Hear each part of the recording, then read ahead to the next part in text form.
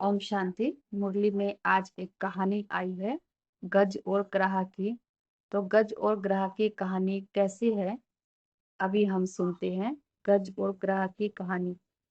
बहुत समय पहले त्रिकूट नामक पर्वत के पास एक गज हाथी अपने परिवार के साथ रहता था। वहां का वातावरण बहुत सुंदर था। मीठी नदियां, बगीचे, रंग बिरंगे खुशबूदार फूलों से वह स्थान अति सुंदर लगता था। एक दिन गज अपने परिवार के साथ सरोवर में नहाने के लिए निकला।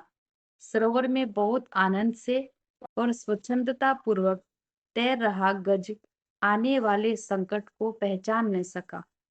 उसी सरोवर में एक ग्राह मगरमच्छ भी रहता था।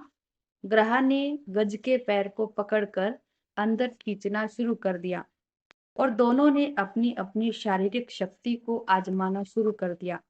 गज अच्छे डील डोल वाला विशाल विशालकाय शक्तिशाली प्राणी था, परंतु उसकी शक्ति सफल न हुई।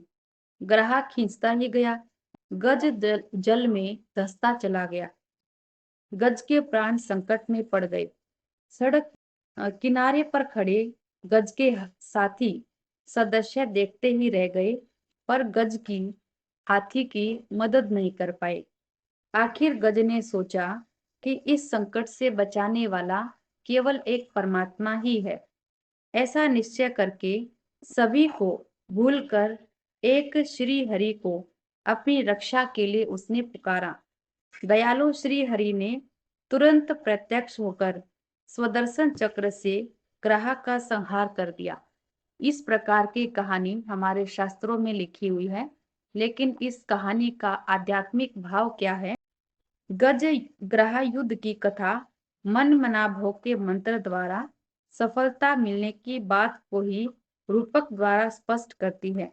जब गज पूरा डूब जाता है और केवल सूंड का थोड़ा हिस्सा ही बच जाता है, तब वह अपनी शक्ति को, अपने संबंधियों को तथा अपने अहंकार को भूलकर अनेकता से निकलकर एक परमपिता परमात्मा को याद करता है। उस अंतिम समय से या उस अंतिम समय में याद करते ही उसे तुरंत ईश्वरीय सहायता मिल जाती है। यही मन मना भव की स्थिति है।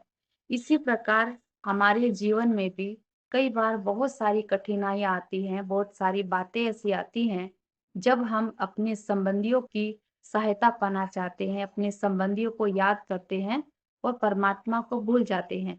लेकिन जब हम चारों तरफ से थक कर फिर परमात्मा को याद करते हैं, तो परमात्मा हमारी सहायता करने के लिए तुरंत उपस्थित होता है।